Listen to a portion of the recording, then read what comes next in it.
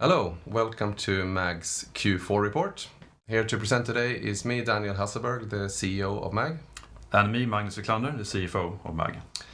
So today we're going to talk you through the highlights of the report for the period June, July, August, and then we're going to wrap up with a Q&A session at the end.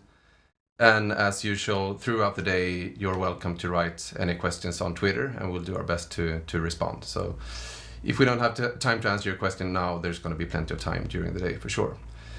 And here at MAG, we make mobile games targeting casual gamers, and our core markets are North America and Western Europe. And we have development studios here in Stockholm and in Brighton. And we are in the free-to-play space, so that means that all our games are free to download, and then we make money from in-app purchases, subscriptions, and in-app advertising. And of course, as a free-to-play developer, there's two pieces that are equally important. You need to make really fun games, but you also need to be on top of data and analytics, both from a kind of product development perspective and from a user acquisition perspective. And we've been around for about 10 years, and we launched games continuously, and that ends up now in a situation where we have a really strong portfolio with games in different parts of their life cycle. So all the way from very newly launched games like new Quiz Duel that came out globally just in May this year, all the way back to games that are more than 8 years old.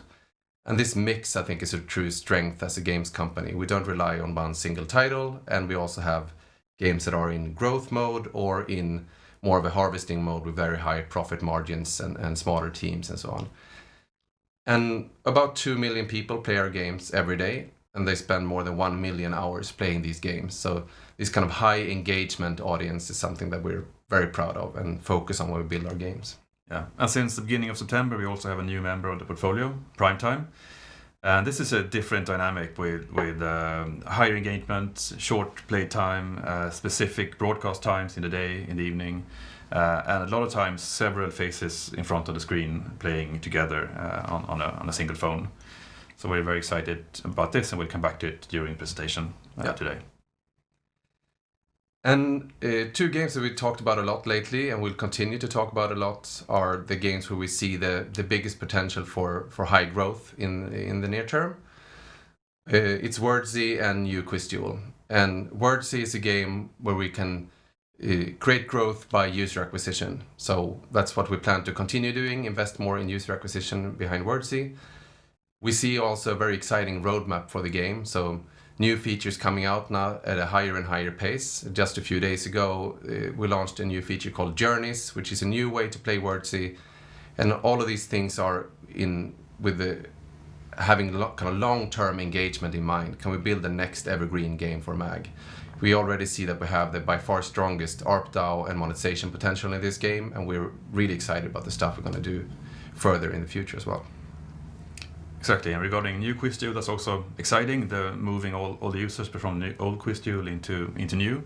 And we're ramping up that effort now. We're 40% into this, so 40% of the users now play the new version of the game to date. And the ambition is target is to have that done before the end of the year. And one milestone in that work was to actually close down the old app in Sweden a couple of days ago. So now 100% of the users in Sweden play the new version. And also in doing this, the high volumes of users moving over creates effects on the chart position. So we were number 2 in Sweden overall downloads in the weekend, actually. So it's big migrations of players, but it's really great to see them actually coming over and start playing the new game, and that's according to our plan. And this picture kind of positions the games in different categories. So bottom left here we look at the new games. So of course we have a number of really exciting new game development projects that haven't hit the market yet, but that we're really excited about. And then in the growth part here you can see then Wordzee and new Quiz Duel, where Wordzee is primarily fueled by user acquisition, and new Quiz Duel primarily fueled by user migration at this point in time. But if you look at longer term, as you mentioned, 40% is already done, 100% will be done by end of year. But longer term, the continued growth will be from improving the product on that user base. So of course, the integration of Primetime is something we'll come back to. But it's a very exciting journey for new Quiz Duel for this coming financial year. Exactly. And in the top right corner, we have our Evergreens. And as ever, that's Russell and Wordbane being there with relatively high revenues and with balanced size teams and no marketing support, still being stable in the income and therefore producing good margins and good profits. And we expect to have them with us for a long time going forward. Yes. And then to Primetime. So this is an acquisition we announced the last few days of August. Really exciting step for MAG. So we believe that this kind of live broadcast opportunity is going to put it in a place in the market where we have something that's truly unique. So both having this 24/7 all year round possibility to play asynchronously against your friends, and then combining this with this kind of real-time thing, gather around one single phone as a family or however you play Primetime. I think that's a really exciting addition to mobile games. And of course we hope that, I mean, over the years more than 100 million people have played Quiz Duel. So having this new exciting thing to come back to try out in this new Quiz Duel is something we can see can drive a lot of attention in the lapsed player base as well. And then of course it's also a new revenue stream as Primetime have this kind of sponsorship. So today's show presented by sponsor X. And that's additional to the in-app purchases and advertising we already have in new Quiz Duel. And of course, you could have live shows in multiple games in the MAG portfolio, but the most obvious fit is of course new Quiz Duel, which is a trivia game where the live trivia show would fit perfectly. So that's the first step for us now. Exactly, and we announced the deal at the end of the last quarter, and with some details. So we have 20 million SEK upfront payment, and an earnout based on profit share. So the earnout will be paid out of the future profits of the acquired company over the next 3 years. The deal was closed on September 1, so that was quite sort of close after the signing, and therefore it's part of MAG from the start of the financial year that we're in, so Q1, and it's not part of the Q4 report at all. Yeah, exactly. It's good to point out. Yes, let's look at some of the top KPIs. Exactly. So we have our monthly and daily unique users, what we call MAU and DAU, are relatively flat year over year. Those following the company know that it hasn't been flat throughout the year. We had a big bump based on COVID in Q3 primarily, but a slight increase compared to Q4 last year. And throughout this year, we've had a strong development in our ARPDAU KPI, which is of course very important and a big focus, and it's up 29% year over year. A big contributor to that is Wordsea with its strong monetization, but also the conversion of users from old to new Quiz Duel. But also, if we look broader, the entire multiplayer portfolio has improved ARPDAU since last year. So it's like a broad general ambition we have to work with that. I think that's great to see that all the teams are really trying to kind of follow on to this challenge we set for ourselves to improve ARPDAU. So it's basically all across the board that helps out here. So that's great to see. An increased ARPDAU translates into similar improvement in net sales, so it's up 28% to 55 million SEK. Notably, it's mainly the in-app revenues causing the increase, so they are 76% up from last year. A lot of that is Wordsea with its strong in-app monetization. We see user acquisition going from 9 to 22, so that's a big increase. Most of that goes into Wordsea as a game. And one comment there on the in-app revenue, so 76% increase is a lot, and it's also of course driven by a lot of new monthly unique payers, which is another KPI you can follow in our reports. So a lot of more players turn into payers, especially in Wordsea, and that really helps user acquisition algorithm. So technically when we run campaigns, they learn from the players we get in through the previous campaigns running. And if more people become payers quickly, they learn quicker. So this is a really good thing for our user acquisition activities to have a strong paying conversion game. Exactly. And the increased UA puts some pressure on contribution that comes in at 26 million SEK in the quarter. Yep. Yes, and This is a picture that shows the development for MAG over the last 2 years. And 2 years ago, we went out and stated that we're now going to focus as a company on making multiplayer games. And we also identified ARPDAU as a kind of key KPI where we think we can improve as a company. That meant that all of our teams have been focusing on multiplayer games and also on figuring out how to improve the ARPDAU. And I think this shows that we are on a really good path in terms of executing on our plan. The multiplayer revenue has more than doubled since we started out on this strategy, and also ARPDAU, as we can see in this picture, the white graph here shows it's continuously improved over the last 8 quarters, a pretty big jump up from Q3 to Q4. So this is of course just the start of the journey, but I think it shows that what we're doing actually works and our teams are executing really well on our strategy. What we can also see here when we stretch out the timeline over 2 years is the seasonality pattern. So we tend to have strong Q3s and always have a weaker Q4. And we talked about that previous report as well, that Q4 is usually summertime, people tend to play games less and do more other activities, and also the kind of the CPM levels on advertising in general go down, so that in combination always puts a bit of pressure on our Q4. But what's noticeable in this picture is, of course, is that the drop that's usually maybe around 10% that was a year ago is bigger this year, and we attribute that to the so-called COVID bump we saw in Q3. So we got millions of players coming in especially Italy, France, and Germany in March and April, which bumped up Q3 to higher levels than we would have expected otherwise. And now we see a drop down that's slightly bigger than usually. But still want to emphasize that this is our best Q4 in many years, and of course a big jump up versus last year. So this is a Q4, so that means that we have a full year that we kind of wrap up and look at. So try to put that down in just a few sentences. So the highlights for this year, the revenue increase of 26%, and it's really based on the work we've put into improving ARPDAU, which is up 24%. And super happy about releasing 2 new games. So our games tend to peak after 2-3 years, or sometimes even further out after launch. So since these games are new in the market in our terms, we have a lot of growth to expect in the coming years as well. So this is a great start of the financial year, having 2 fairly new games out in the pipeline. Exactly. And of course we ended the year with a primetime acquisition, which we're excited about, and we're now at hard work to integrate that into first Duel. And we see lots of movements in the market, so we're looking forward to look at more deals going forward as well. There's a lot of exciting stuff out there.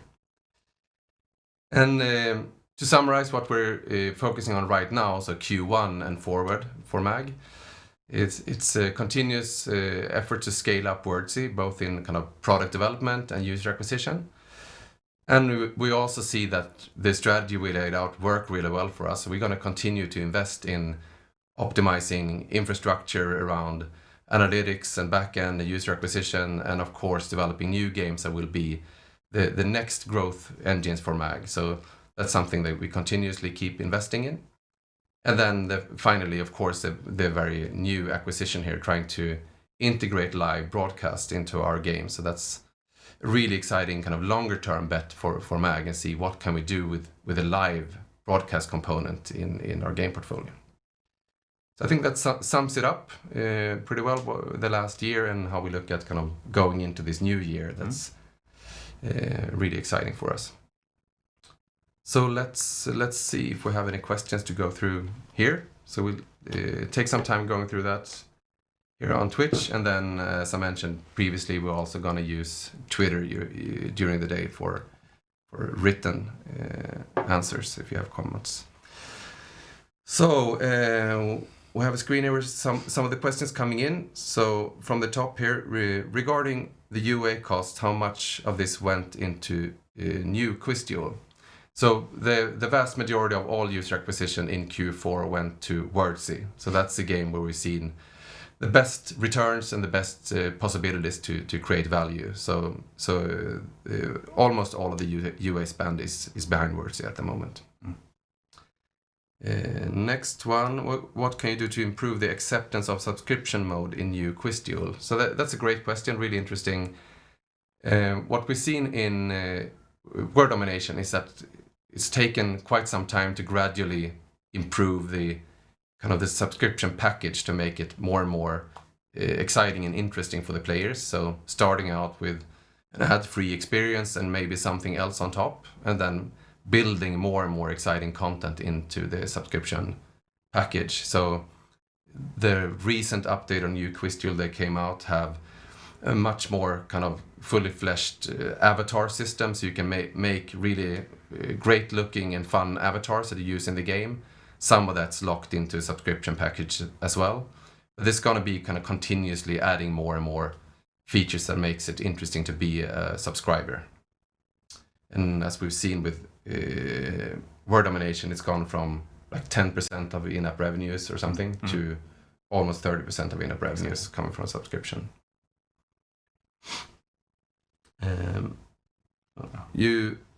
How sustainable do you estimate the ARPDAU increase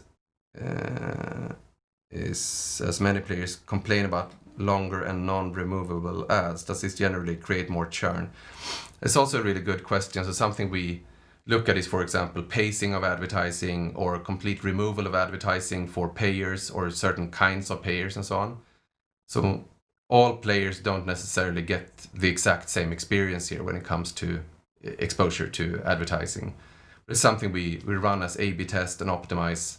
It's sometimes not intuitive. You'd think maybe you should remove advertising completely for payers, but maybe that's actually not the best idea. So it's all very data driven and something we continuously look at, because I think that's for many mobile games, maybe all mobile games that contain ads, is one of the most frequent complaints you see in reviews. It's too many ads.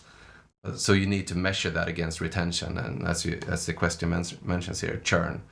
So if it doesn't affect the churn, of course, you should also try to make some ad revenues. Next question, will we see primetime content in new Quiz Duel before the end of the year? So that's something we can't promise right now. We've been working together with the primetime team for 6 weeks, so it's really, really early days. But what we can talk about is that it's a prime priority for both from the primetime side and for the new Quiz Duel team.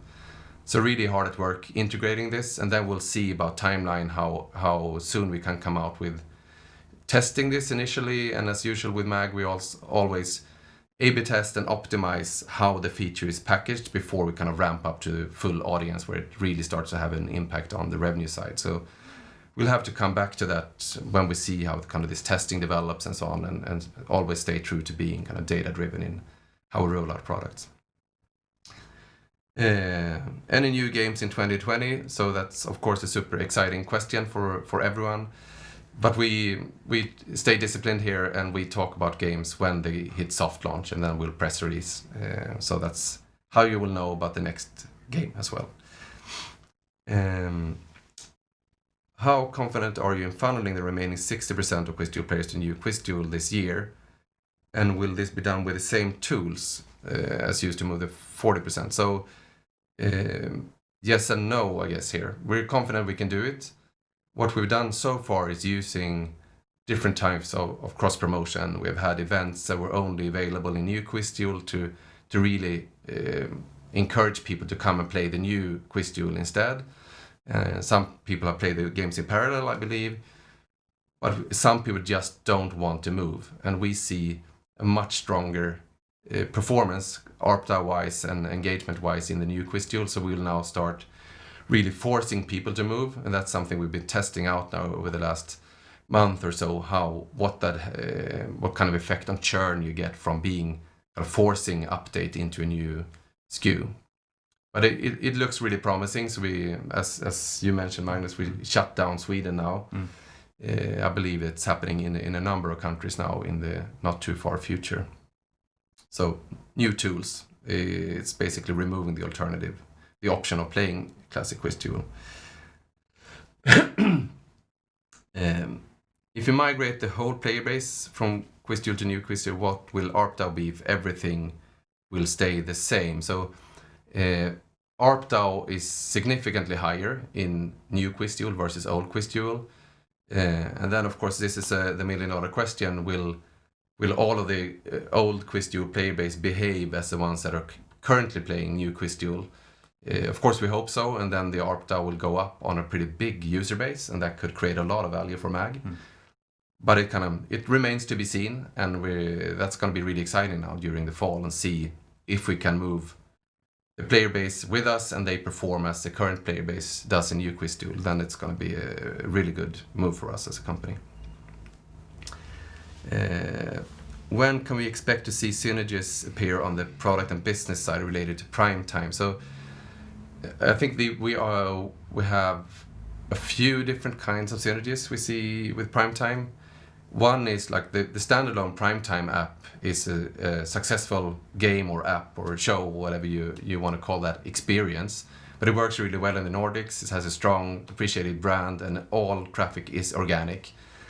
But where I think we can help is on the kind of gamification and in-game monetization side. So hopefully we can help the primetime team monetize a bit better on the current primetime experience. And then, of course, the biggest synergy is getting a live show within new QuizDuel, which has a much larger player base than primetime has across the Nordics. And when in time, that basically depends on how quickly we can have a first version out and start testing it, and if that performs really well out the gates, or if we need kind of fine-tuning before we can scale that up. So definitely during this financial year, and then we want to do that as quickly as possible, but it's really hard to kind of give firm dates right now. But we want to get out and test it as quickly as possible. That's the timeline right now. Number of employees are growing quite steadily. What's the plan here? So this is basically the plan, or the data I showed a few minutes ago on the 8 quarters since we started focusing on this new strategy. I think we see that what we're doing actually works really well. The ARPDAU is growing, the teams are doing a great job, and we have better and better use of our infrastructure in terms of both BI and user acquisition and optimizing backend. And we have more and more technology that's using across multiple of the games. So I think we're going to continue to invest, but as you see also, there's no kind of dramatic increase in employees, and we don't plan for that either. So it's going to be no drama here, but we continue to believe that we have a good plan that's worth investing behind. What's the end game for subscriptions? Do you think it will be the majority of all IAP revenues next year? So I think that's kind of looking at the trend for word domination, where it's kind of grown every quarter in terms of share of in-app revenues. I mean, we don't see that as be the only business model. No. So it's a complementary business model, and might work better in some games, worse in other games. Or if you have a really huge in-app purchase volume already in a game, like in Wordsea, probably subscription is going to be a smaller percentage, even if it works really well in that game. So we see this as a puzzle where you have in-app advertising, in-app purchases, subscriptions, and in new QuizDuel also sponsorships. So these revenue streams are complementary. So we don't think that MAG is going to turn into a subscription-only company in the future. Though it's a really exciting business model, of course. Can we expect a faster product development rate going forward? It seems like new development takes a lot of time. Why is that? So I think that kind of eagerness to get stuff out is something everyone shares, both kind of within a team, within the company, or outside the company. You want things to go as fast as possible. And what we do is, of course, to try and make sure we do the right things. And when we test features that don't work, cut them and try to get something that works better. So sometimes you don't see all the development from the outside, even though there's a lot of stuff going on. But as a company, of course, we're always focusing on kind of increasing output of valuable things. When it comes to Wordsea, for example, I think when I look at the roadmap for Wordsea, there's a lot of exciting stuff coming out. So I think there is going to be like an increased pace versus previously, because you kind of work through some core things that makes it easier to build new stuff.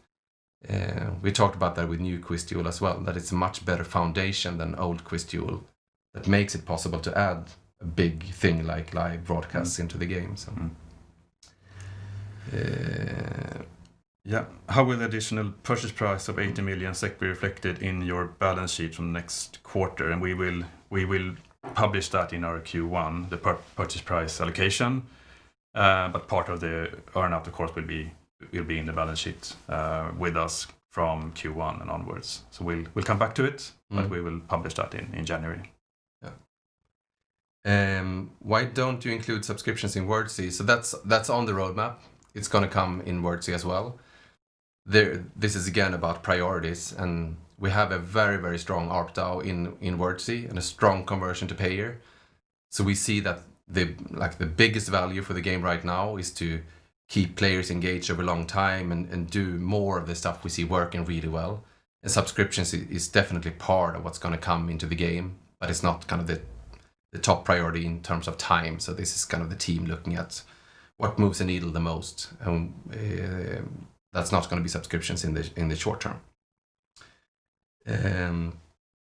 Brighton office have communicated that they have 2 games in production. How many games do you have in production stage greenlit totally? So I guess this is someone that looking at ads for recruitment maybe. So we do have games developed in Brighton. We both have the live operations team that do WordBrain, WordBrain 2 and Wordalot. And then we have the Wordsea team plus another game that they're working on. But as I mentioned earlier, at least to this point, we have chosen not to communicate exact number of games that are greenlit and in kind of on a path to a potential soft launch, rather just talking about the games when they do hit soft launch. So I can't really comment on the exact number, but we have some exciting stuff in the works for sure. Are there any negative effects on revenue from ads related to the transition from Quiz Duel to new Quiz Duel? No. I think we see both ads and IAP performing better in new Quiz Duel. Absolutely. The mix is slightly different. So in new Quiz Duel, we have more rewarded ads. So if you play the game, you know that there's a game mode called Arena, where you can kind of replay against the leaderboard in different categories and so on. And if you run out of tickets, you can look at rewarded videos to get more tickets. So I think the mix is slightly different. But in general, I'd say no. But we do see a bigger percentage of in-app revenues in the mix overall, which is of course very positive. Do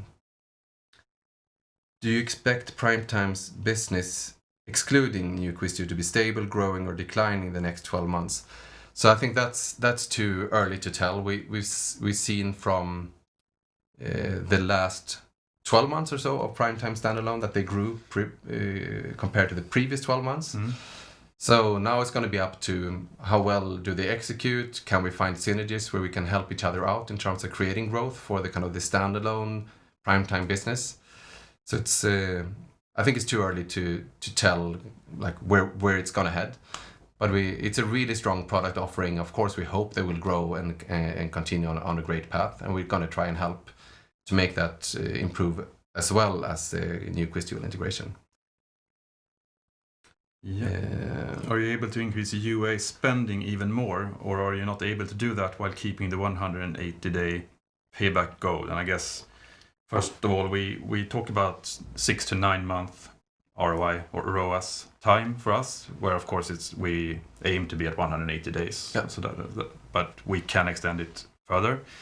And no, I say definitely yes, we can increase our UA spend. It's not the 180 day as such that is limiting the limiting factor.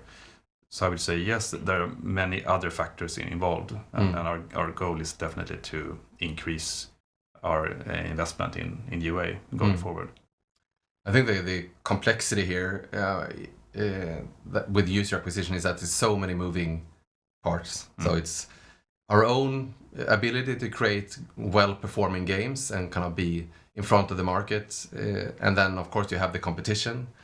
and then all kinds of other movements in terms of how do Facebook and Google and other important channels work with their algorithms and the tools they can give to our teams in terms of how we run campaigns.